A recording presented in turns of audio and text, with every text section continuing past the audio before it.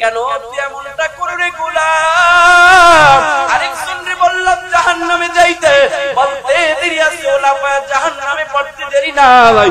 তুই কেন এত বিলম্ব করো? তুই কেন যাও না? বান্দাটা চোখের পানি ছাইরা দিয়া বলবে, আল্লাহ, দুনিয়ার একটা স্মৃতি মনে পড়ে গেছে গো আল্লাহ। কি স্মৃতি বল? বান্দা বলবে, মালিক, দুনিয়াতে অনেক সময় অন্যায় করলে মা রাগ করে ঘর থেকে বাইর করে দিতে বলতো, যা যা, তোর মতো সন্তান আমার দরকার নাই, তুই যা, আজকে আমার ঘর থেকে বের হয়ে যা। ও আল্লাহ, মাথা মুখ দিয়ে ঘর থেকে বাইর করে দিত। দুই তিন কদম আগে বলতাম, মা সত্যি কিন্তু চলে যাব ঘর থেকে। মা বলতো, যা যা, তোর মতো না পরমান সন্তান আমি, মায়ের দরকার নাই। আবার দুই তিন কদম আগাইতাম, আবার একটু মায়ের দিকে তাকাইতাম, আবার মাকে বলতাম, মা সত্যি কিন্তু চলে যাব রে মা। মা বলতো, যা যা, তোর মতো সন্তান আমার দরকার নাই। আবার যখন সামনের দিকে আগাইতাম, মনে মনে চিন্তা করতেছি, হায় দিনের বেলা না হয় ঘুরে ঘুরে যে কোনো জায়গায় কাটায় দিব, রাত্রে যদি হয় যায়, মা যদি আমার ঘরে জায়গা না দেয়, চতুর্দিকে হিংস্র প্রাণীর ভয়, কোনটা জানি আমাকে কামড় দিয়া বসে, আমাকে না বাগেই খায়া পালায়। অন্তরের ভিতরে বাঘের ভয় যখন লাগে, চক্ষু দিয়া পানি চাইরা দিয়া কই, মা তুমি যদি আমার ঘর থেকে বাইর করে দাও, তাহলে তো রাতের বেলা আমারে বাঘ বানমাকে খেয়ে ফেলবো। মা গো, সত্যি কি তুমি আমার ঘর থেকে বাহির করে দিলা? ঠিক আছে, চলে গেলাম, বাঘে খেলায় খাক, আমার হিংস্র প্রাণীতে খেয়ে ফেলে ফেলো। এই কথা বইলা চোখের পানি ছাইরা মায়ের দিকে তাকায় যখন আবার সামনে রওনা দিতাম, মা তখন ডাক দিয়া বলে, সন্তান আয় আয় আয়, না না, আমার সন্তানের বাঘে খেয়ে ফেলো কেটা আমি মা চাই না। আমি মা আসলে করে ঘর থেকে বাহির করার জন্য আসলে বলি নাই, আমি মা তোর অন্যায় অপরাধের উপরে অভিমান করে এমনটা বলেছি। কারণ তুই সন্তান যদি আমাদের ঘর থেকে বের হয়ে যাও, তাহলে এই ঘর একেবারে অন্ধকার হয়ে যাবে। কারণ সন্তানের মুখ দেখাই তো এই ঘরের মধ্যে আলো হয়েছে। একটা সন্তানের জন্য মা বাবা কত কিছুই না করে। এই সন্তান মা আবার ওই দিন বুকে ফিরা না, মা বলে, না না, আমি মা হইয়া তোরে বাঘের বুকে ঠেলা দিতে পারি না। আয় সন্তান আয়, আদরের সন্তান আয়, আমি মা তোরে বড় ভালোবাসি রে সন্তান, আয় আয়, আমি মায়ের কোলে আয়। বলে, ও দয়ার মালিক আল্লাহ, মা বড় দয়া দেখায় আবার মায়ের কোলে ফিরা নাই, সব প্রাণীর বুকে ঠেলা দেয় না। যখন আপনি জাহান্নামে যাইতে বলছেন গো আল্লাহ, সামনের দিকে আগাইলেই জাহান্নামের ভয় লাগে, আবার ওই জাহান্নামের ভিতরে পড়লে এইভাবে শাস্তি হবে। আল্লাহ, জাহান্নামের ভয়ে মায়ের মতোই দুনিয়ার স্মৃতি মনে কইরা আপনার দিকে একটু তাকাই, আপনি মায়ের মতো ডাক দিয়া আবার কুদরতি বুকে টাইনা নেন। দেখলাম না না, আপনি নেন না, আবার সামনের দিকে তাকাই, আবার দুই তিন কদম যখন সামনে যাই, আবার জাহান্নামের ভয় লাগে, তো সামনে আগাইতে পারি না। মায়ের কথা মনে পড়ে, আবার আপনার দিকে একটু মায়ের মতো তাকাই যে আপনার ভিতরে একটু মায়া হয় কিনা। আল্লাহ দেখি বলে, রে গোলাম, দুনিয়াতে তো আমি আল্লাহ একটা মায়ের মধ্যে 100 ভাগ মহাব্বতের এক ভাগের একটু সিটা পোটা দিয়েছি। ওই সিটা পোটা মহাব্বতের যদি এত পাওয়ার হয়, ভুলগুলো ক্ষমা কইরা তোর মা যদি তোরে আবার কোলে ফিরে নিতে পারে, ক্ষমা কইরা। তোর মায়ের নাম তো রহমান না, তোর মায়ের নাম তো রহিম না। আমি আল্লাহর নাম রহমান, আমি আল্লাহর নাম রহিম। বান্দা আয় আয় আয়, আমি আল্লাহ আমার রহমান আর রহিম নামের উসিলায়, আমি আল্লাহর 99 ভাগ পাওয়ার মহব্বতের উসিলায় বান্দা তোরে ক্ষমা কইরা জান্নাতি বানায়া দিলাম, যা তুই জান্নাতে চলে যা। ওই বড় মালিকের কালাম থেকে একটা আয়াত দিয়েছি রে ভাই, তার রাসূলের হাদিস থেকে একখানা হাদিস নিয়েছি, আয়াত আর হাদিসের সমন্বয়ে স্বল্প সময় কথা বলবো। আমলের নিয়তে নিজের বড় মনে না করে হেদায়েতের আশায় নিজের ছোট মনে করে আজকের এই মাহফিলে দৌড়ে এসে বসে যাও। বলা যায় না কোন কথায় কখন আল্লাহ কার গলায় হেদায়েতের মালাটা ঝুলায় দেয়। কারণ আমার আল্লাহ পৃথিবীর ইতিহাসের দিকে তাকাইলে দেখবেন ছোট ছোট উসিলা ধরে অনেক বড় বড় পাপীকে ক্ষমা করে আল্লাহ জান্নাতি বানায় দেয়। এজন্য আসেন, আমলের মাস, এই শাবান মাস আমলের মাস।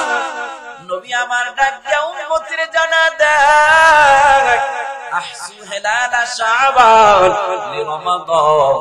হে উম্মতেরা, শাবান মাসের তারিখ গুলোরে গণনা করো, গণনা করো। তার মানে হলো শাবান মাসটা বড় গুরুত্বপূর্ণ মাস। যেই শাবান এখন চলতেছে শাবান মাস, এই শাবান মাসটা হলো ইবাদতের মাস। আজকে মুসলমান সঠিকটা জানে না বলে সঠিকভাবে ইবাদত করতে পারে না।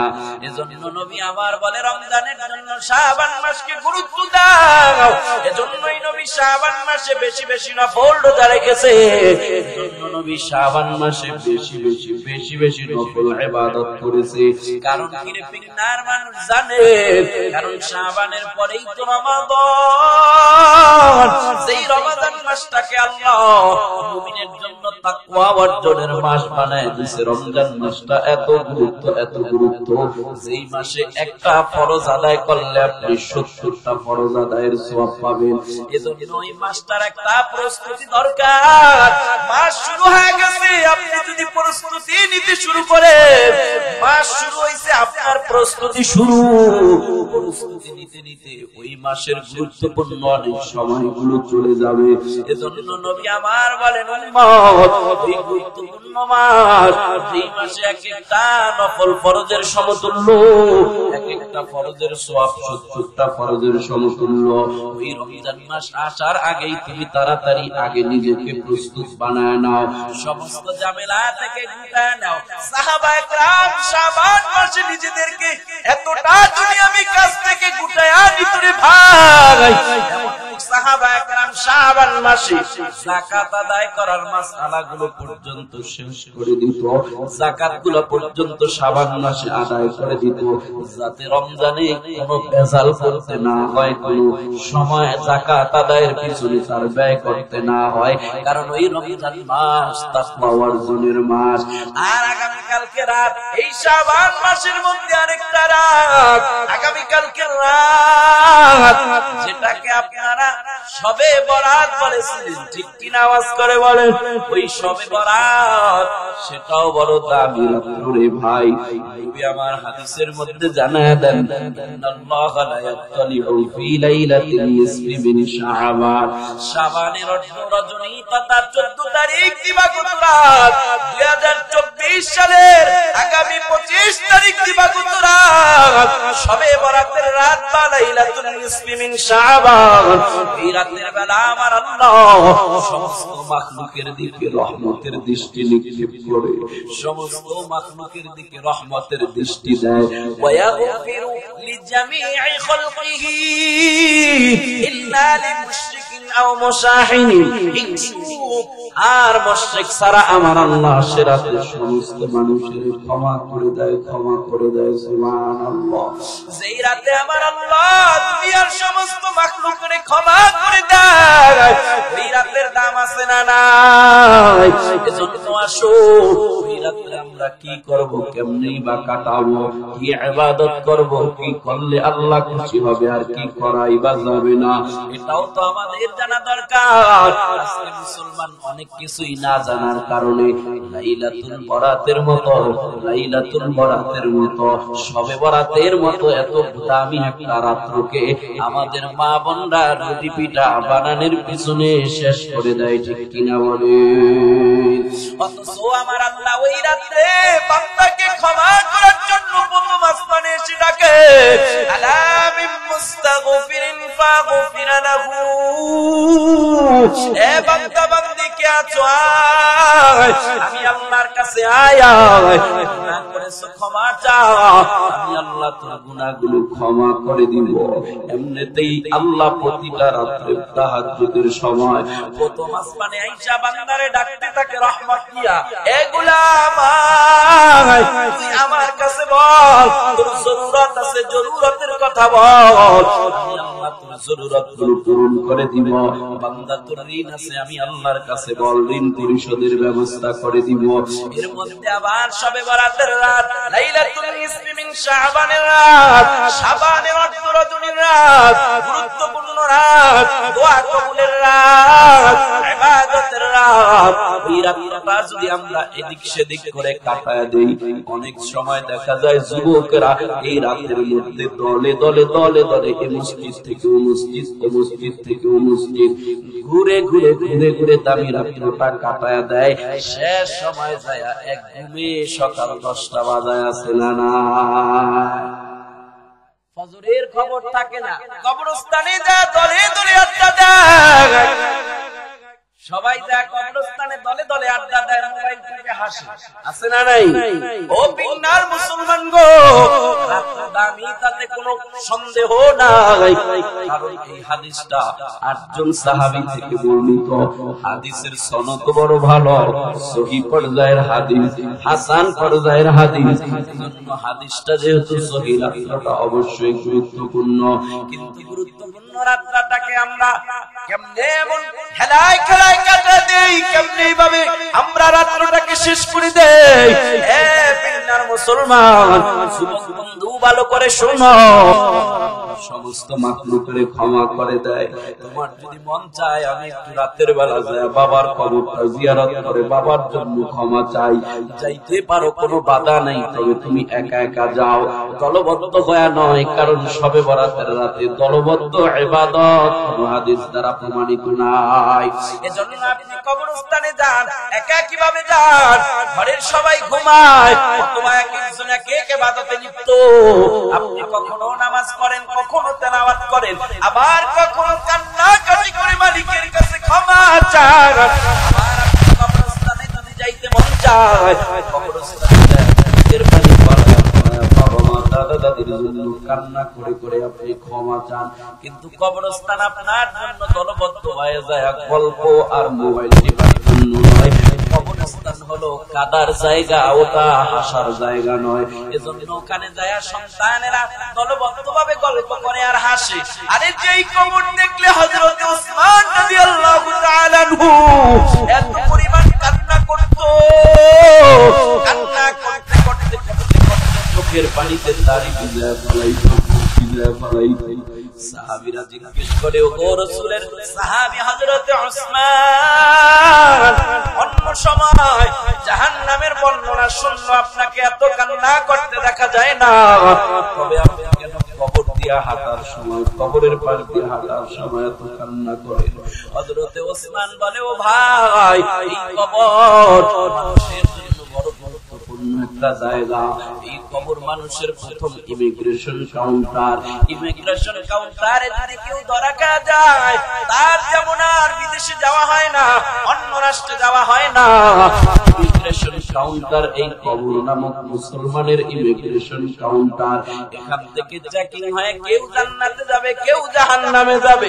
ওই কবরে যদি কেউ জান্নাতের সার্টিফিকেটে ধরা খেয়ে যায়, এই বান্দার ঠিকানা যদি জাহান্নাম হয়ে যায়, নবী আমার বলেন, আল কবরু রাউযাতুম মিন রিয়াজিল জান্নাহ আও হুফরাতুম মিন হুফারিন নার। এই কবরটা কারো জন্য জান্নাতের বাগান হবে, আবার কারো জন্য জাহান্নামের গর্ত হবে। এজন্য আমি ওসমান কবর দেখলে এত কান্না করি, না জানি এই কবর আমি ওসমানের জন্য আবার না জানি জাহান্নামে যাওয়ার ইমিগ্রেশন কাউন্টার হয়ে যায়, না জানি এই কবরে আমি ধরা খেয়ে যাই। আমার বলেছেন এই কবরে যে ধরা খেয়ে যাবে বাকি আরো যতগুলো গাঠি পুলসিরাত মিজানের পাল্লার নিকট সবগুলো গাঠিতে বান্দা ধরা খেয়ে যাবে। আর এই কবরে যে পার পেয়ে যাবে, কবর যাকে ক্ষমা করে দিবে, কবরের মধ্যে যে পার পেয়ে যাবে বাকি সমস্ত গাঠিগুলো আহসানের সাথে সহজের সাথে বান্দাটা পার হয়ে হয়ে তার ঠিকানা জান্নাত হয়ে যাবে। সুবহানাল্লাহ, আওয়াজ করে বলেন সুবহানাল্লাহ, সুবহানাল্লাহ বলেন। এ পিনার মুসলমান, আজকে ভালো করে অন্তরের কান লাগা শুনে যান। শাবান মাসের পূর্বের মাসের নাম কি? জোরে কান না। ওই রজব মাস 27শে রজব, আমরা জানি 27শে রজব নবীর মেরাজ হয়েছে। যদিও এই মত ছাড়া আরো অনেক মত আছে, 27শে রজব ছাড়াও অন্য মাসে অন্য তারিখে নবীর মেরাজ হওয়ার বর্ণনা রয়েছে। তবে নবীর মেরাজ হয়েছে নবী আমার উর্ধ্ব জগতে ভ্রমণ করে আল্লাহর আরশে আজিমে যায় সরাসরি আমার আল্লাহর সাথে সাক্ষাৎ করেছেন, তাতে কোনো সন্দেহ নাই।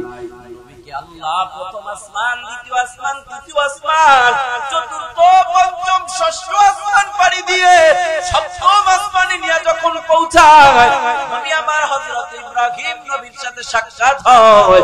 ইব্রাহিম নবীর দিকে তাকায় দেখে সপ্তম আসমানের উপরে একটা বাইতুল মামুর, দুনিয়াতে যেমন একটা কাবা ঘর রয়েছে ফেরেশতাদের জন্য সপ্তম আসমানের উপরে একটা কাবা ঘর, তার নাম হলো বাইতুল মামুর। পয়গম্বর আরবি সাল্লাল্লাহু আলাইহি ওয়াসাল্লাম তাকায় দেখে পয়গম্বর ইব্রাহিম নবী বাইতুল মামুরের ওয়ালের সাথে এইভাবে হেলান দিয়া ছোট ছোট বাচ্চাগুলোকে পড়াইতেছে, দ্বীন শিক্ষা দিতেছে। ও পিংনার মুসলমান, বলবেন হুজুর এই ছোট বাচ্চাগুলো কারা? পিংনার মুসলমান, অনেক সময় পিংনার মানুষের ছোট ছোট নাবালিগ শিশু বাচ্চা দুনিয়া থেকে চলে যায় কি যায় না। এই জন্য আপনি সন্তান যদি চলে যায়, আল্লাহ নিয়ে যায়, আল্লাহর উপরে অভিযোগ করবেন না। অনেকে আল্লাহর উপরে খারাপ মন্তব্য করে, আমার ছোট একটা সন্তান, নাবালিগ সন্তানটা আল্লাহ কেন নিয়ে গেল? রাগ করে না, না না, রাগ করবেন না। আপনার ওই সন্তানগুলো আমাদের জাতির পিতা ইব্রাহিম আলাইহিস সালাম বাইতুল মামুরে বৈশা বৈশা সন্তানগুলারে পড়ায়। অনেক সময় ওই সন্তানগুলো হাসরের ময়দানে মা বাবার জান্নাতে যাওয়ার উসিলা হয়ে যায়। মা বাবারে দেখা কিয়ামতের ময়দানে সন্তান হাতে ধরে ধরে জান্নাতে নিয়ে যায়। ইব্রাহিম নবীর সাথে সাক্ষাৎ, সালাম কথোপকথন। ইব্রাহিম নবী কয়, পয়গম্বর দুনিয়ার জমিনে আপনার উম্মতের যা সুসংবাদ জানা দেন, যেহেতু আমার নবী উম্মতের বড় পাগল, এজন্য ইব্রাহিম নবী কয়, পয়গম্বর দুনিয়াতে যায়া আপনার উম্মতের সুসংবাদ জানা দিয়েন, আপনার উম্মতের সুসংবাদ জানা দিয়ে। নবী আমার কয়, জাতির পিতা ইব্রাহিম আমার উম্মতের কি সুসংবাদ জানাবো বলো? নবী আমার কথা বলার পর ইব্রাহিম নবী কয়, ও পয়গম্বর আপনার উম্মতের যা দুনিয়াতে বইলা দিয়েন, জান্নাতটা কিন্তু বড় একটা খালি ময়দান, জান্নাতটা কিন্তু বড় একটা খালি বাগান। তবে ওই বাগানের মাটিগুলো, জমিগুলো বড় উর্বর জমি, ওই বাগানের মধ্যে গাছপালা লাগাইলেই সাথে সাথে হয়ে যায়। আপনার উম্মতের জানা দিন ও পয়গম্বর, দুনিয়া থেকে আপনার উম্মতেরা যেন ওই জান্নাতে গাছপালা লাগায় আখিরাতে আসে, ওই দুনিয়া থেকে যেন আপনার উম্মতেরা জান্নাতকে সাজায় আসে। ও পয়গম্বর, ওই খালি জান্নাতকে সজ্জিত করার জন্য আপনার উম্মত যেন দুনিয়াতে বেশি বেশি নেক আমল করে। আপনার উম্মতের জানা দেন চারটা কালিমা দুনিয়াতে বৈশা বেশি বেশি পাঠ করে, দুনিয়াতে বৈশা একটু কার্পণ্য না করে ঠোঁট নাড়াইয়া একটা কালিমা পড়তে দেরি, খালি জান্নাতটায় উম্মতের জন্য একটা ফল গাছ হবে, তারপরে ফল হবে এমনটা নয়, বরঞ্চ ফল সহ গাছ উম্মতের জন্য হতে দেরি না। দুনিয়ার দেখবেন অনেকে গাছের চারা বেচে ভ্যানে করে, আছে না নাই? ছোট ছোট গাছ। আবার যদি কোন গাছের মধ্যে দেখবেন একটা দুইটা আম ঝুলানো, ওই গাছটার দাম আবার খুব বেশি। কেন? দেখেন না গাছটা ফল সহ ভালো গাছ, খুব তাড়াতাড়ি ফল দেয়। ওই গাছের যদি এত দাম হয়, এত দাম হয়, এত দাম, যেই গাছটা আপনি দুনিয়াতে বলবেন আর জান্নাতে ফল সহ হয়ে যায়। আল্লাহু আকবার আওয়াজ করে বলে।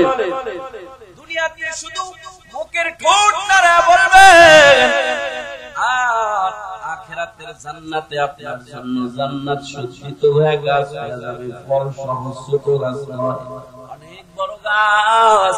তাহলে ওই গাছের চারার দাম আছে না না?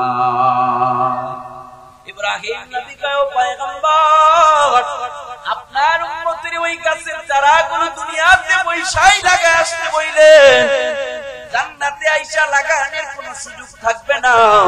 দুনিয়াতে পয়সাই যাই তারা ওই জান্নাতকে সাজায় আসে। বলে কেমনে সাজাবো? ও পয়গম্বর, আপনি আপনার উম্মতের জানায় দিয়েন, উম্মতেরা যেন দুনিয়াতে পয়সা 4টা কালিমা বেশি বেশি পড়ে। 4 কালিমা পড়লেই তাদের জন্য জান্নাত সাজা যাবে। বলেন সুবহানাল্লাহ।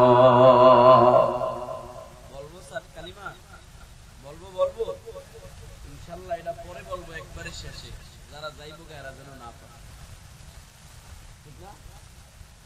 যারা যাইবো গা মুনাজাতের আগে এরা যেন না পায়। এই 4 কালিমা বলবেন আপনি 100% সত্য।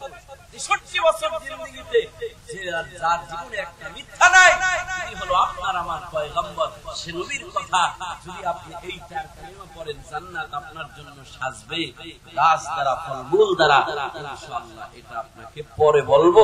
তবে সেই জান্নাতে গাছ হওয়ার আশায় জোরে জোরে একবার আওয়াজ করে বলেন সুবহানাল্লাহ।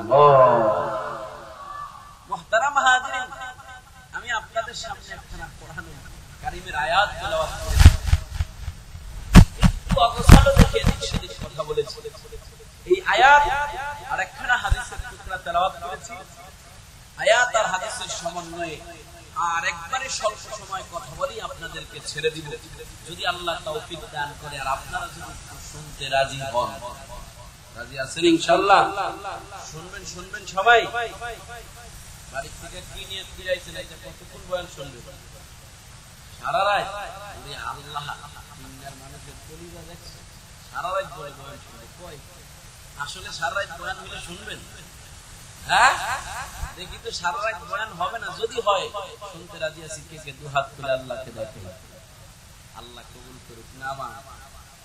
তবে সারা রাত তো বয়ান হবে না, কিন্তু মুমিনেরা ভালো কাজের নিয়ত করার সাথে সাথে আল্লাহ সেই কাজের নেকি তাদেরকে দান করে। এই হিসেবে যারা সারা রাত্র বয়ান শোনার নিয়তে হাত উঠাইছেন, অলরেডি আপনাদের আমলনামায় সারা রাত্র বয়ান শোনার সওয়াব চলে আসছে। যারা হাত উঠায় না, চালাকি করে হেরা মনে মনে কয়, ইস কি লসটা করলাম রে ভাই, বিনা কষ্টে এত বড় একটা লাভ। আরেকবার চান্স দেওয়া হোক নাকি গণ?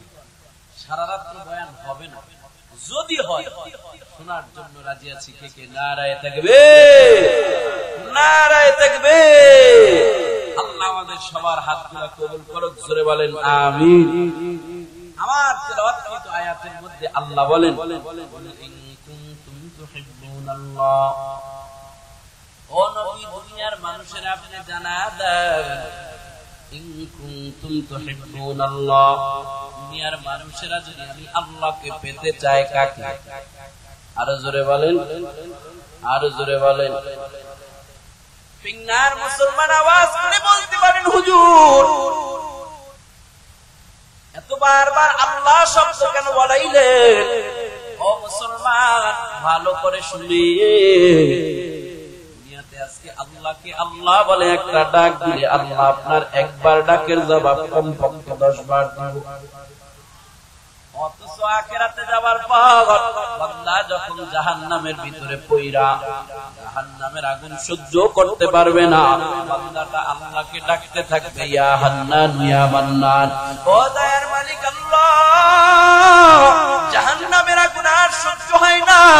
দুনিয়ার আগুনে পড়লে তো পড়তে পড়তে পড়তে পড়তে একটা সময় মানুষ মারা যায়। আল্লাহ, জাহান্নামের আগুন এত কঠিন, এত কঠিন, আল্লাহ জাহান্নামের আগুনে এত পড়তেছি মারা যাই না, গায়ের গোশতগুলো খইসা খইসা পইরা যায়। ফেরেশতারা আবার নতুন করে গায়ের মধ্যে নতুন চামড়া লাগা দেয়, যন্ত্রণাটা আরো বেশি হয়ে যায়।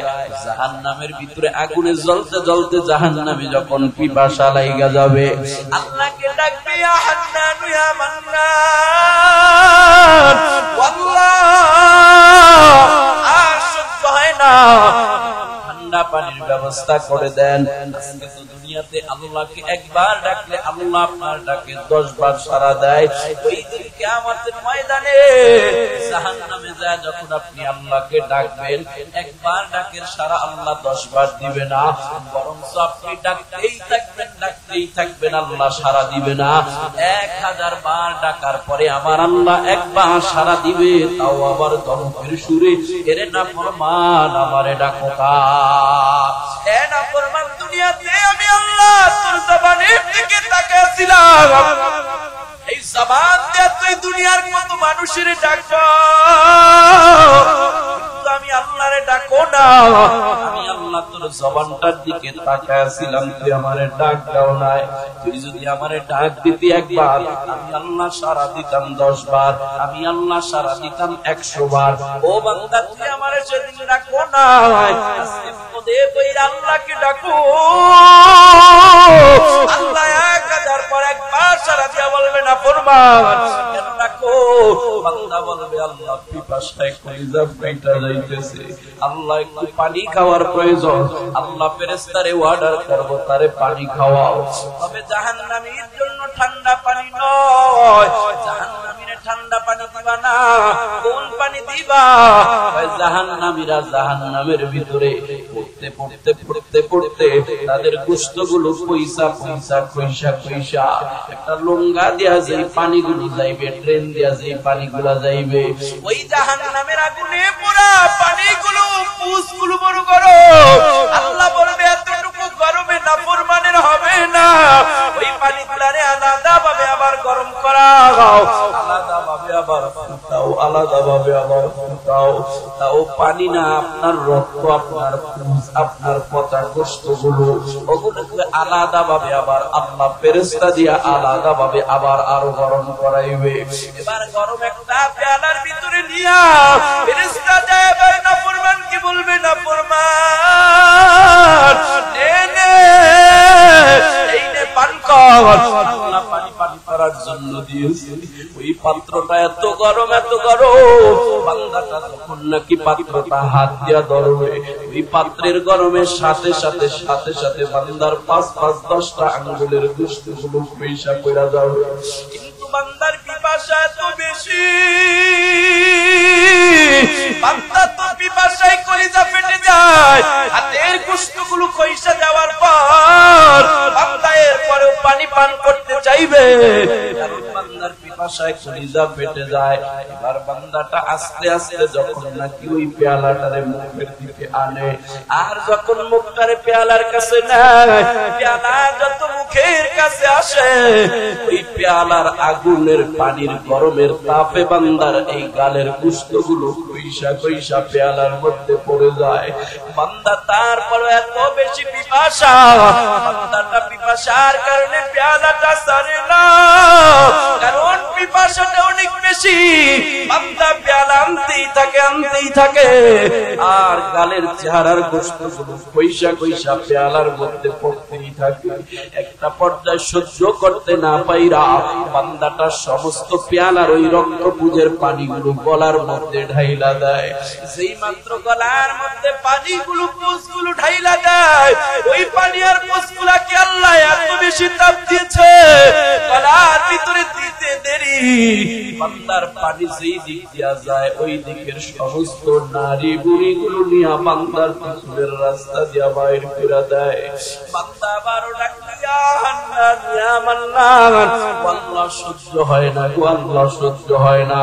আল্লাহ আবার 1000 বার বার ডাকার পরে রাগান্বিত হয়ে দুইটা বান্দারে ডাকবে, আয় আয় আয় আয়, কেন তোমরা আমি আল্লাহকে এত ডাকো? আমি আল্লাহ নামাজ পড়ার জন্য বলেছি, নামাজ পড়ো নাই, হ্যাঁ আল্লাহ পড়ি নাই। আমি আল্লাহ রোজা রাখার জন্য বলেছি, রোজা রাখো নাই, হ্যাঁ আল্লাহ রাখি নাই। আমি আল্লাহ সৎ পথে চলবার জন্য বলেছি, চলো নাই, হ্যাঁ আল্লাহ চলি নাই। আল্লাহ বলবে, তাহলে তো আমি আল্লাহ জাহান্নামে দেওয়া ঠিক আছে, যা যা ঠিকানা জান্নাত, তুই জান্নাতে চলে যা। দুই বান্দার এক বান্দাকে বলার সাথে সাথে বান্দাটা দৌড়ে যায় জাহান্নামের ভিতরে পড়বে। আরেকজনরে বলবো, বল তুই কেন আমি আল্লাহরে এত ডাকা ডাকো? বান্দা বলবে, আল্লাহ সহ্য হয় না বলে ডাকতেছি। বলে, আমি জাহান্নামে তোরে দেওয়া ঠিক আছে নি? হ্যাঁ আল্লাহ ঠিক আছে।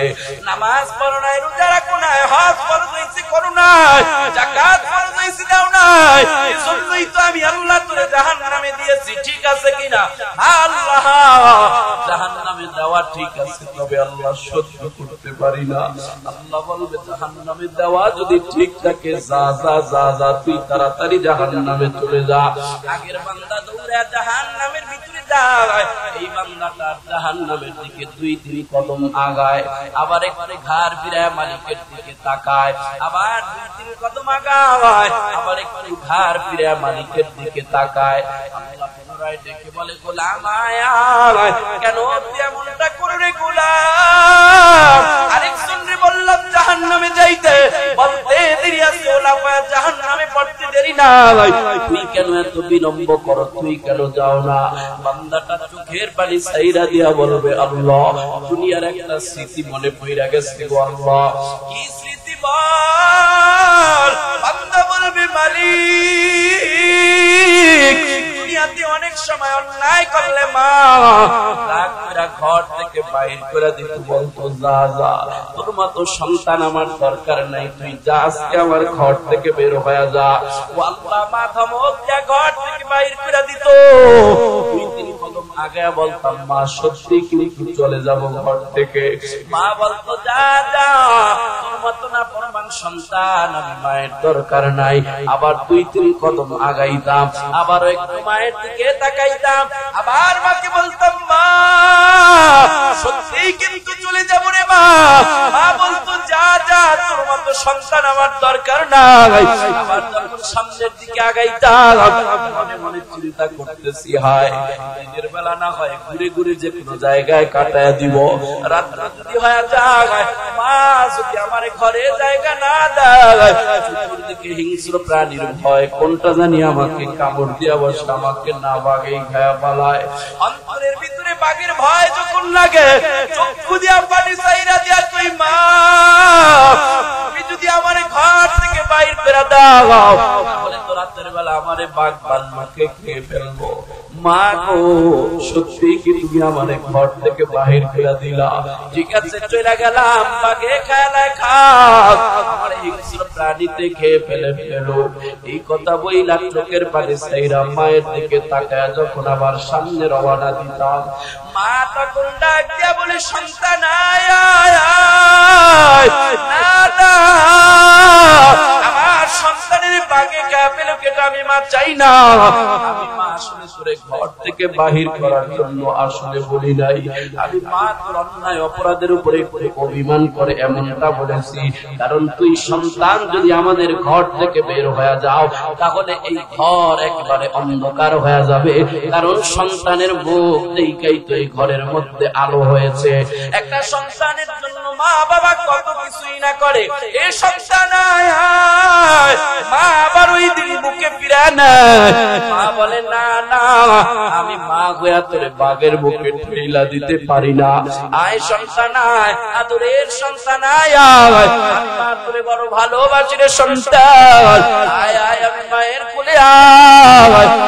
বলে, ও দয়ার মালিক আল্লাহ, মা বড় দয়া দেখায় আবারও মায়ের কোলে ফিরে নেয়, সব প্রাণীর বুকে ঠেলা দেয় না।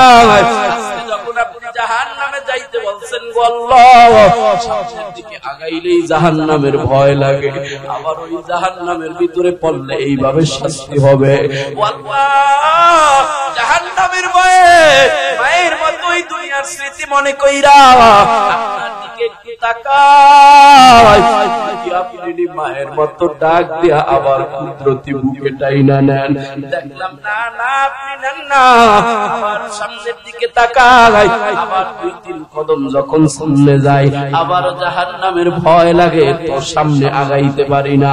মায়ের কথা মনে পড়ে, আবার আপনার দিকে একটু মায়ের মতো তাকাই যে আপনার ভিতরে একটু মায়া হয় কিনা। আল্লাহ দেখি বলে, রে গোলাম, নিয়তি তো আমি আল্লাহ একটা মায়ের মধ্যে 100 ভাগ মহাব্বতের 1 ভাগের একটু সিটা পোটা দিয়েছি। ওই সিটা পোটা মহাব্বতের যদি এত পাওয়ার হয়, ভুলগুলো ক্ষমা করে তোর মা যদি তোরে আবার কোলে ফিরে নিতে পারে, ক্ষমা কইরা। তোর মায়ের নাম তো রহমান না, তোর মায়ের নাম তো রহিম না। আমি আল্লাহর নাম রহমান, আমি আল্লাহর নাম রহিম।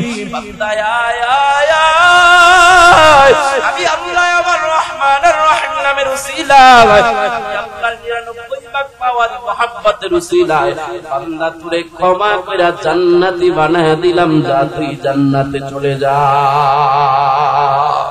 আল্লাহ আল্লাহ ইয়া মুবারক নাম হায়, अल्लाह अल्लाह मुमिनों का शान है।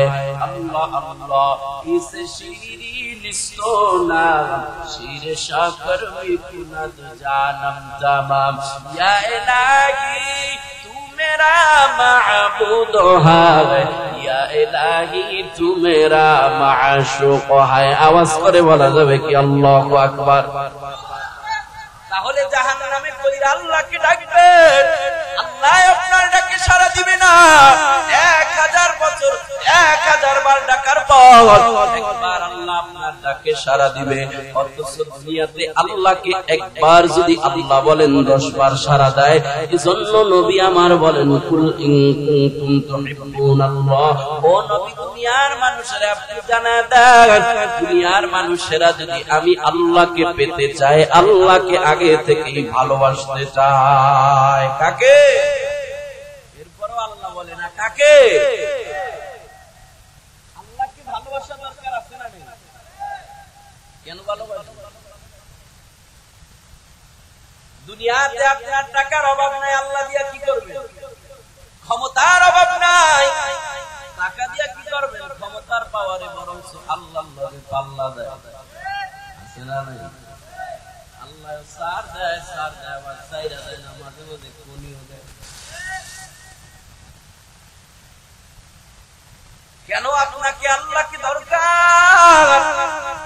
দুনিয়াতে যতই টাকা থাকুক না কেন, যতই পাওয়ার থাকুক না কেন, যতই ক্ষমতা থাকুক না কেন, বড় ভাইয়ের পাওয়ার থাকুক না কেন, আল্লাহ বলে হাত্তা যুরতুমুল মাকাম, ওই কবরস্থান পর্যন্ত তোমার সব বাহাদুরি শেষ, কবরস্থান পর্যন্ত তোমার ক্ষমতার বাহাদুরি শেষ, কবরস্থান পর্যন্ত তোমার বড় ভাইয়ের পাওয়ার শেষ, কবরস্থান পর্যন্ত তোমার টাকার পাওয়ার শেষ।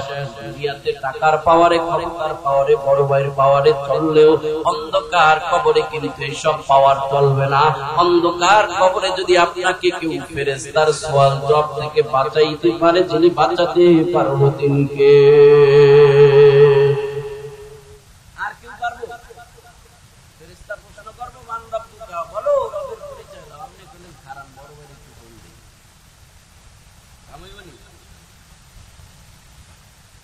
সব চালাকের চালাকি কবরস্থান পর্যন্ত শেষ।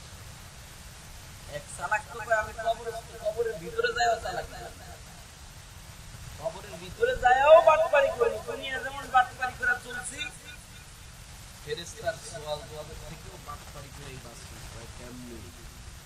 মরার সময় পোলা পানি কমু, আমি মরলে আমার নতুন কাফনের কাপড় পেঁচায় মারি দিবি, কোন কবরের থেকে পুরান কাফনের কাপড় বাহির করে মারি দিবি, রাতে করে মাটি মুড়ি দীক্ষা কাপনের কাপড়ে ফেরেশতা মনে করে যে এটা সওয়াল জবাব শেষ।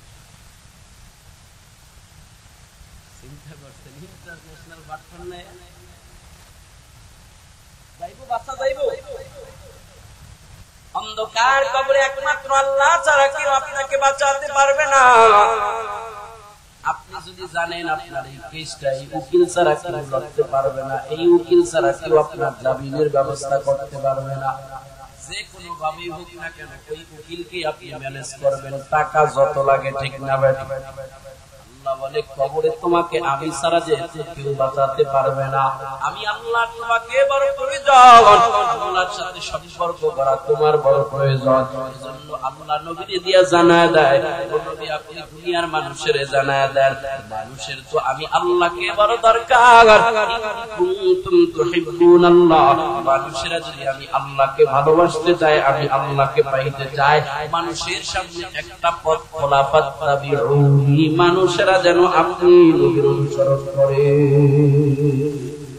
কয়টা পথ? কয়টা? আল্লাহকে যদি পেতে চান, আল্লাহকে যদি ভালোবাসতে চান, পথ একটাই আপনার সামনে খোলা, নবীর অনুসরণ। কার অনুসরণ? নবীর অনুসরণ কেমনে করবেন? মুফাসসিরিন ইকরাম বলেন, দুনিয়ার কোন উম্মত যদি নবীর চারটা অধিকার আদায় করে দেয়, কয়টা অধিকার? চারটা অধিকার। অধিকার মানে কি বুঝেন?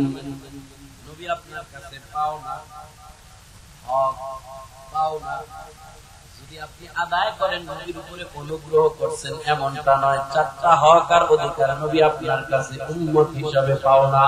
এক নম্বর অধিকার সংক্ষেপে বলি, আমি আপনাদের কাছ থেকে বিদায় নেব। এক নম্বর অধিকার বলবো না, আপনাদের কষ্ট হয়? আবার অনেকে উঠার বসা করতেছে দেখা যায়।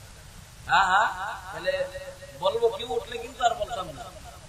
তাহলে যার পাশে যে আছে যদি উঠতে চাই ধরে রাখেন ভালো করে, আবার দেখেন বেড়ায় উঠতে যায় কাপড় আবার রেখে দিয়ে, তাহলে তো আবার আরেক সমস্যা। খবরদার, রিকোয়েস্ট করি, যার বলতে যাইবো, যার হেদায়েতের চিন্তা তার কাছে, তার কবরের চিন্তা আমি করবো নাকি? ঠিক কিনা বলেন? এক নম্বর অধিকার আল ঈমান আলান নবী, নবীর উপরে ঈমান আনা। উম্মতের কাছে এটা অধিকার হিসাবে নবী আমার পাওনা। বলবেন হুজুর কেন? না বানাইলে দুনিয়ার আসমান জমিন কিছু বানাইতো না, এখন কি আপনারে আমারে বানাইতো না? অতএব এই নবীর উপরে ঈমান না এনে কোনো উপায় নাই। ঠিক কিনা বলে? কেমনে ঈমান আনবেন? ওই নবী আল্লাহর পক্ষ থেকে নবী, এতটুকু ঈমান নয়, নবী আল্লাহর পক্ষ থেকে নবী এবং নবী শেষ নবী। নবী আল্লাহর পক্ষ থেকে রাসূল, আমার রাসূলই শেষ রাসূল, আমার নবী শেষ নবী। যদি কেউ বলে আমি নবীকে আল্লাহর নবী হিসাবে মানি, তবে শেষ নবী হিসাবে মানি না, ওই লোকটা মুসলমান হতে পারে না। ঠিক কিনা বলে? নবীকে নবী হিসাবে মানে অনার প্রতিজ্ঞা করেন কাদিয়ানীদেরকে কাফের ঘোষণা করার জন্য বাংলাদেশ খতমে নবুয়ত আন্দোলন থেকে আল্লামা আব্দুল হামিদ পীর সাহেব মধুপুরীর নেতৃত্বে কাদিয়ানীদেরকে রাষ্ট্রীয়ভাবে কাফের ঘোষণা করার জন্য এই আন্দোলনে যদি এই দাবি আদায়ের জন্য আমাদের সন্তানদেরকে এতিম করতে হয়, স্ত্রীদেরকে বিধবা করতে হয়, যদি নবীর ইজ্জতের জন্য, নবীর ভালোবাসায় গায়ের তাজা রক্ত নয় জীবন যদি দিতে হয়, বিজ্ঞান কোন কোন যুবক বৃদ্ধ রাজি আছো? দু হাত তুলে আল্লাহকে দেখা।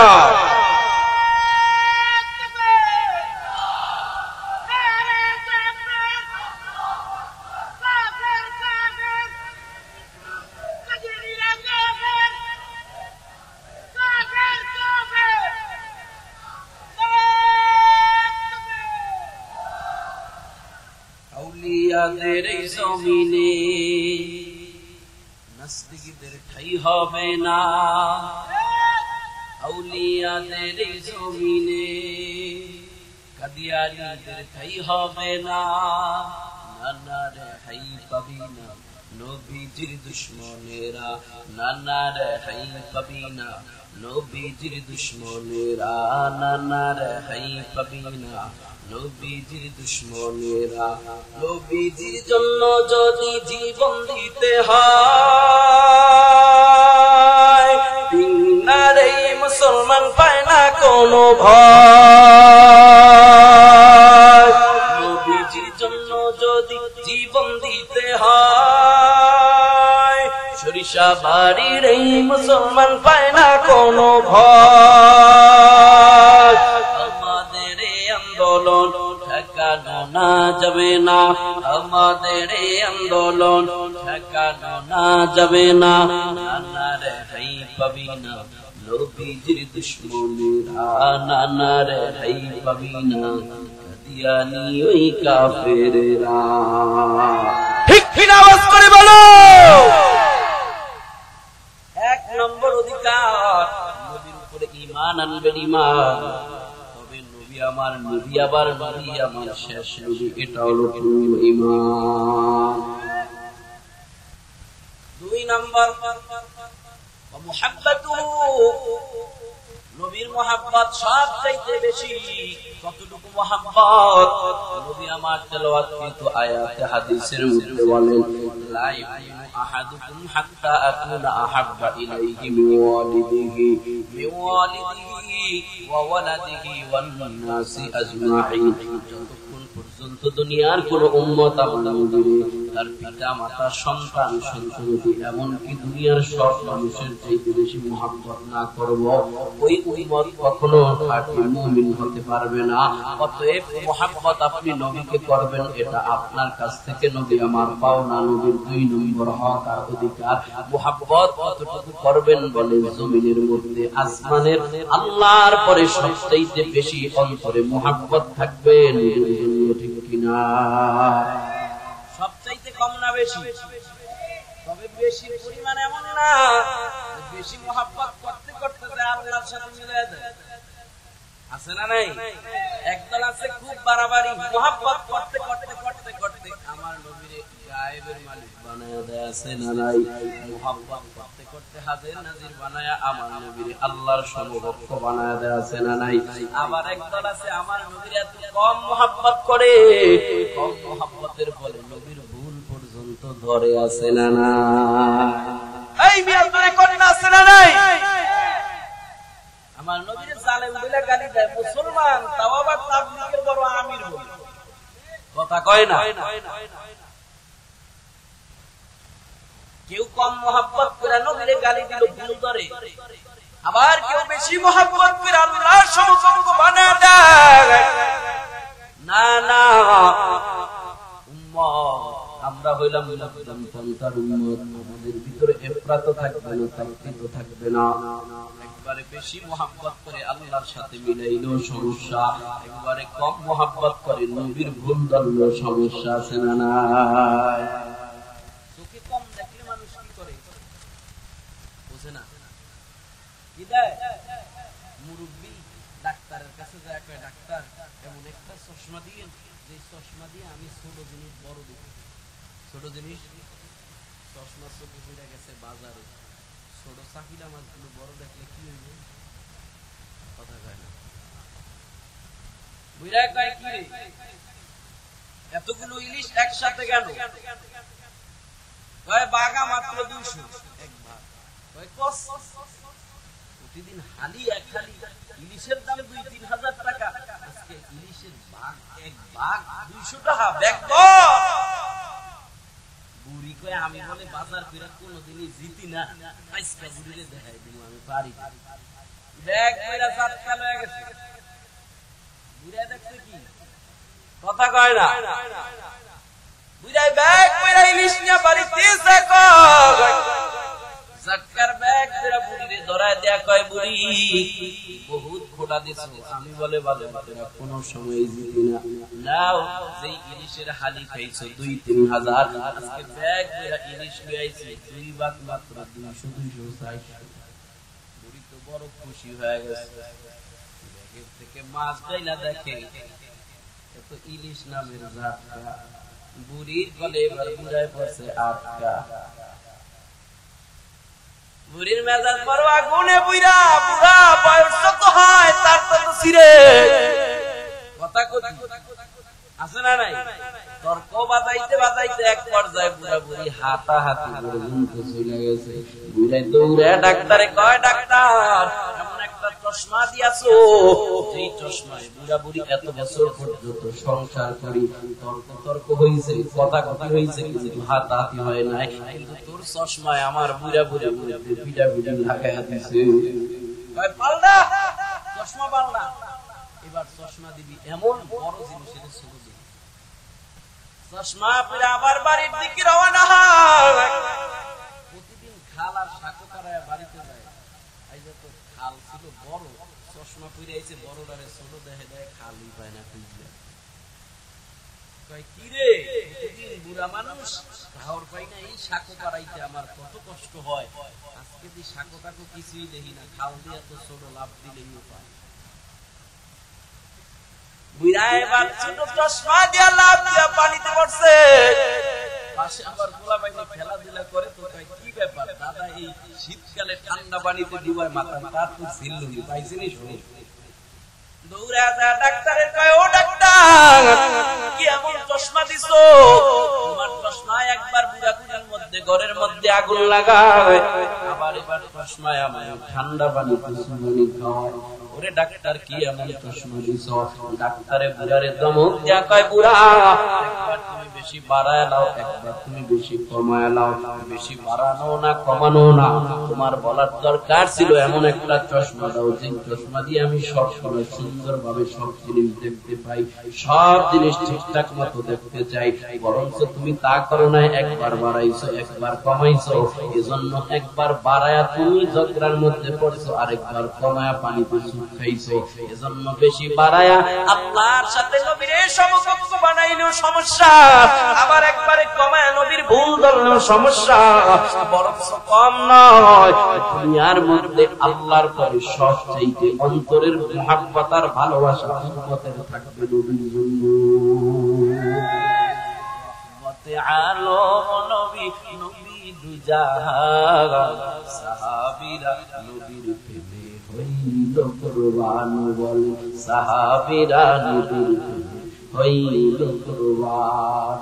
রহমতে আলম নবী, নবী দুজাহান, সাহাবীরা নবীর প্রেমে হইল কুরবান, বলে সাহাবীরা নবীর প্রেমে হইল কুরবান। উস্তুনে হান্নানা ছিল খেজুর গাছের নাম, যেথায় বসে খুতবা দিতেন রাসূল আকরাম। উস্তুনে হান্নানা ছিল খেজুর গাছের নাম, যেথায় বসে খুতবা দিতেন রাসূল আকরাম। তোমরা আরো শুনবানি সুন্দর কাহিনী, জান্নাতীদের আবার নবীর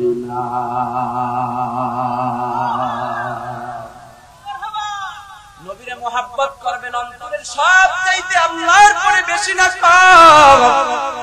বলবেন হুজুর নবীরে কেন মোহাব্বত করব, নবী কি আমাদের মোহাব্বত করেনি? এই কথার জবাব যদি কোনো বিজ্ঞানের মানুষ আমারে চায়, জবাব দিতে দিতে আজকে রাত্রে নয় কয়েক রাত্র পার হয়ে যাবে। নবী আমার কি পরিমাণ ভালোবাসছে তা শেষ হবে না। ও জামালপুর বিন্নার মুসলমান গো, যদি বলেন নবী আপনার জন্য কি করেছে, আমি বলবো নবী আপনার জন্য উহুদের ময়দানে দান মোবারক শহীদ করেছে, নবী আপনার জন্য লোহার টুকরো মাথায় ঢুকাইছে, নবী আপনার জন্য তায়েফের ময়দানে মাইর খাইছে। জামালপুরের এমন মানুষ মনে হয় কম আছে যে জানে না আমার নবী তায়েফের ময়দানে মাইর খায়া জুতা মোবারক পায়ের সাথে আটকে গেছে। জামালপুরের মানুষ একবারও কি চিন্তা করছেন একটা মানুষের শরীর দিয়া কি পরিমাণ রক্ত বের হবে, পায়ের জুতাটা তার পায়ের জাতি জুতা পায়ের সাথে আটকে যাইতে পারে। বলেন এত মায়ের কেন খাইছে? নবী আপনার জন্য আমার জন্য খাইছে। নবী আমার আপনার জন্য ক্ষুধার যন্ত্রণায় পেটে পাথর পর্যন্ত বেঁধেছে। হঠাৎ করে একদিন আবু বকর নবীর দরবারে আইসা কয়, নবী আবু বকরের চেহারার দিকে তাকায় দেখে আবু বকরের চেহারাটা ক্ষুধার কারণে ফ্যাকাশে হয়ে গেছে। আজকে একটা সপ্তাহ পর্যন্ত আমি আবু বকর কিছু খাইতে পাই না। ও নবী আপনার দরবারে চলে আসলাম, দেন দেন কিছু মেহমানদারির ব্যবস্থা করে দেন। নবী আমার চোখের পানি চাইরা কয়, আবু বকর কি তোমারে খাওয়াবো, মেহমানদারি করবো? এক মাস পর্যন্ত নবীর ঘরের মধ্যে কোনো চুলা জ্বলে না। এক সপ্তাহ হইল নবীর গলা দিয়ে কোনো দানা পানি ঢুকি না রে আবু বকর। কিছুক্ষণ পরে ওমর আয়েশা নবীর দরবারে হাজির। ওমর আয়েশা কয়, ও পয়গম্বর, ওমরের মতো হাত্তা গাত্তা যুবকের দিকে তাকায় দেখে তার যন্ত্রণায় চেহারাটা ফ্যাকাশে হয়ে গেছে, দুর্বল হয়ে গেছে। ও নবী নিজের হাত ধরে রাখতে পারতেছি না গো নবী, আপনার দরবারে চলে আসলাম, মেহমানদারির ব্যবস্থা করে দেন। নবী আমার চোখের পানি চাইরা কয় ওমর কেমনে তোমার মেহমানদারির ব্যবস্থা করব?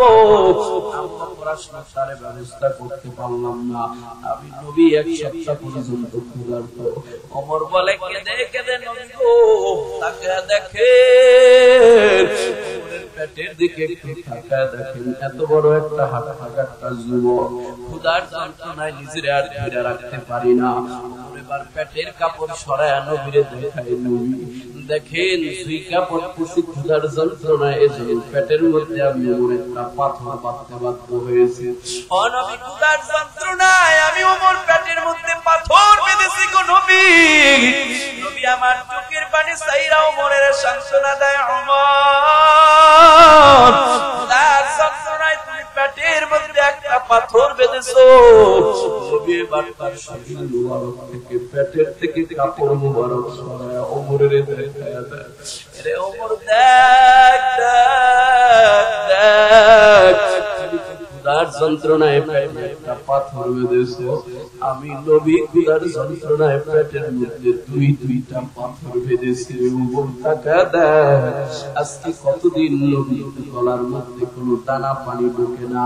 একজন সাহাবী ডাক দেয় কয় পয়গম্বর আপনার সাহাবী হযরত আলকামার বাড়িতে কিছু খেজুরের ডালপালা দেখেছি, চলেন আবু বকর ওমরের নিয়ে হযরত আলকামার বাড়িতে মেহমান হয়ে যান।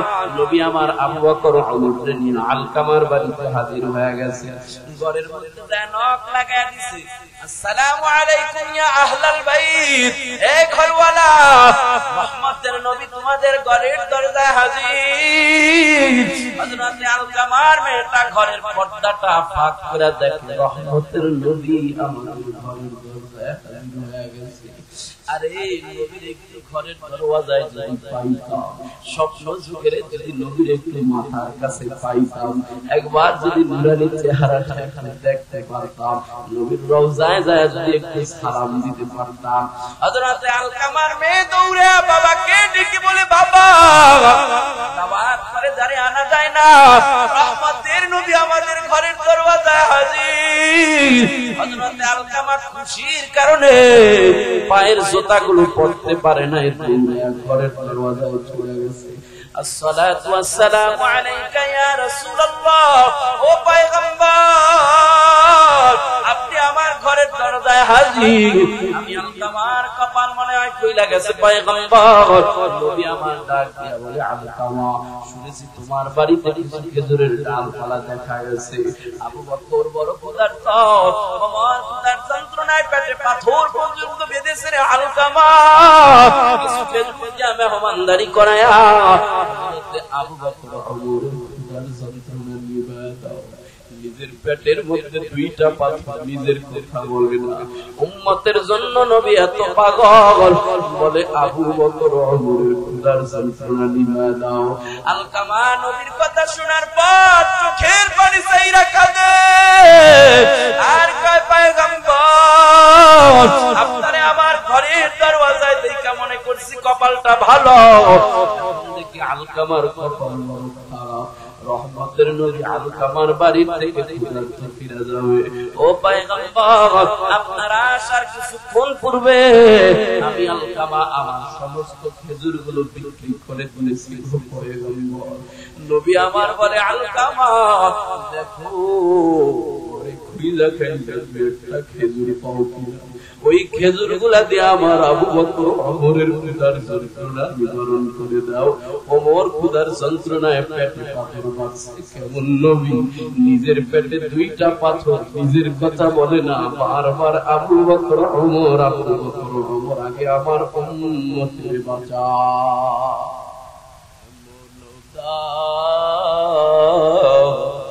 রদিন জন্মিল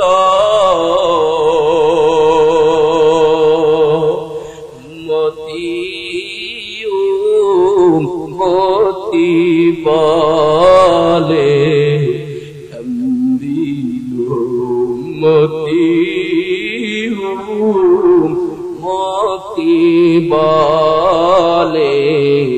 কান্দিল মতিও মতি বলে কান্দিয়া এখনো কাঁদেন মদিনাতে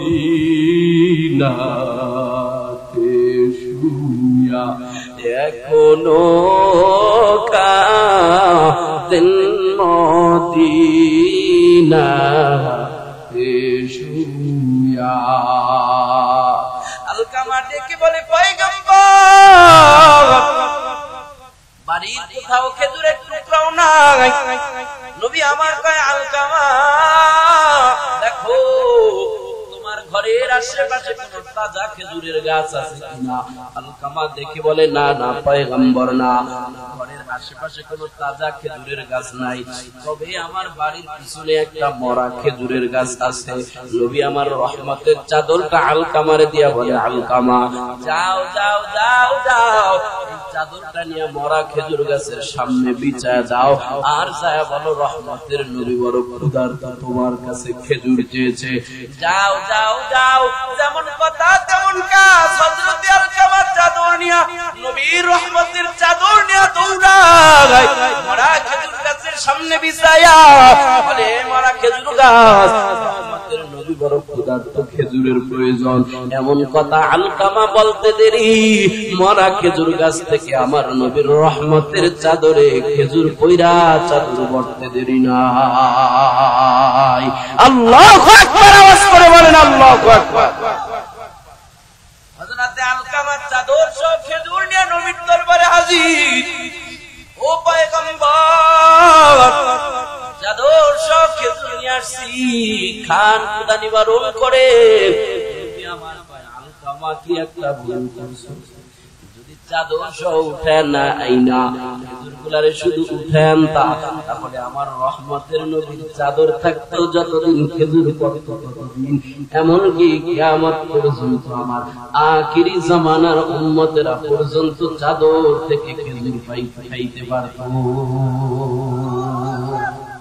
ইমামুল আউয়ালিন ওয়াল আখিরিন بحر صدقة رحمة للعالمين سيد القونين ختم المرسلين آخر مدبود فخر الأولين شد جوداش رحمة للعالمين শুধু আমারও এ জমিন মোহাব্বতে আওয়াজ করে বলা যাবে কি আল্লাহু আকবার। যেই নবী আপনার জন্য ক্ষুধার যন্ত্রণায় পেটে পাথর পর্যন্ত বেঁধেছে, ওই নবীরে মুহাব্বত করবেন না তো কারে করবেন? দুই নম্বর অধিকার সবচাইতে বেশি নবীরে মুহাব্বত করবেন। তিন নম্বরে নবীর অনুসরণ করা, যেটা আল্লাহ কোরআনে পাকে স্পষ্ট বলেন ফাত্তাবিউনি। ও মুসলমান গো, দুনিয়াতে যে যারে মুহাব্বত করে সে তার মতোই সাজতে চায়। আপনার সন্তানের মাথার চুলের কাটিং দেখবেন মেসি আর নেইমারের মতো, সন্তানকে বলবেন সন্তান এই চুলের কাটিং কেন? বলবে ভালো খেলোয়াড় হিসাবে মেসি আর নেইমারের আমি মুহাব্বত করি, এই জন্য মেসি আর নেইমারের চুলের কাটিং আমার মাথায় উঠে আসছে মুহাব্বত কইরা। আপনি যদি বলেন আপনি নবীর উপরে ঈমান আনছেন, তাহলে নবীকে সবচেয়ে বেশি ভালোবাসতে হবে, কারণ যার ভিতরে মুহাব্বত যত বেশি তার ঈমান তত বেশি। আর আপনি যদি বলেন আপনি নবীর মুহাব্বত করেন, তাহলে আপনি নবীর অনুসরণ করবেন, কারণ অনুসরণই প্রমাণ করবে আপনার ভিতরে নবীর মুহাব্বত আছে না নাই। আপনি চাপাবাজি করবেন আমি নবীর আশিক, অথচ সারা জিন্দেগিতে নবীর সুন্নাত নাই, আপনি আশিক নামে বাটপার, ঠিক কিনা আওয়াজ করে? আপনার অনুসরণ প্রমাণ করবে আপনি নবীকে ভালোবাসেন বলে ব্যক্তিগত জীবন, পারিবারিক জীবন, সামাজিক জীবন, রাষ্ট্রীয় জীবন, প্রতিটা জীবনে নবীর অনুসরণ করে। 4 নম্বরে নবীর প্রতি বেশি বেশি দুরূদ, এটা বলে আমি বিদায় নিব। 4 নম্বরে বেশি বেশি নবীর প্রতি দুরূদ। নবী আমার বলেন মান সাল্লাল্লাহু আলাইহি ওয়াহিদাতান, একবার যদি তুমি উম্মত নবীর প্রতি দুরূদ করো সাল্লাল্লাহু আলাইহি আশারা, আমার আল্লাহ তার প্রতি উম্মত দুরূদ করবে একবার, আল্লাহ রহমত নাযিল করবে 10 বার।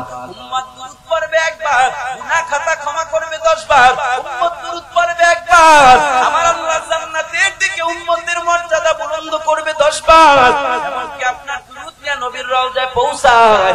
কিয়ামতের ময়দানে উম্মত যখন থেকে যায়, জাহান্নামী হয়ে যায়, উম্মতের জাহান্নামের কাছ থেকে ফিরাইয়া উম্মতের গুনার পাল্লা যখন ভারী হয়ে যায়, নেকির পাল্লাটা নবী আমার এই দুরূদের পোটলা বাগাটা দিয়া, দুরূদের ওজন দিয়া উম্মতের নেকির পাল্লা ভারী করে কিয়ামতের ময়দানে উম্মতকে আমার নবী জান্নাতি বানায় দিবেন। সুবহানাল্লাহ।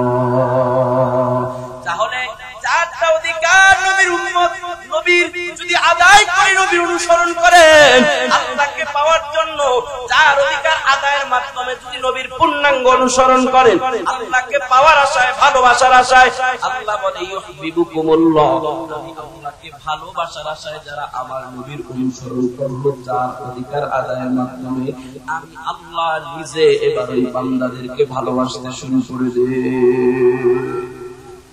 আল্লাহর ভালোবাসা পাইতে চাননি? কে কে চান দুহাত তুলে আল্লাহরে দেখান। নারাদান নারাদান নারাদান, হাতগুলো নারাদান। আল্লাহ, এই সরিষাবাড়ি পিন্ডা এলাকার মানুষ, কেন্দ্রীয় জামে মসজিদের উদ্যোগে আজকের মাহফিল, এরা আপনাকে ভালোবাসতে চায়, আপনাকে পাইতে চায়। আপনাকে ভালোবাসার একটাই পথ, আপনার নবীর অনুসরণ, পূর্ণাঙ্গ অনুসরণ, চার হক আদায়ের মাধ্যমে।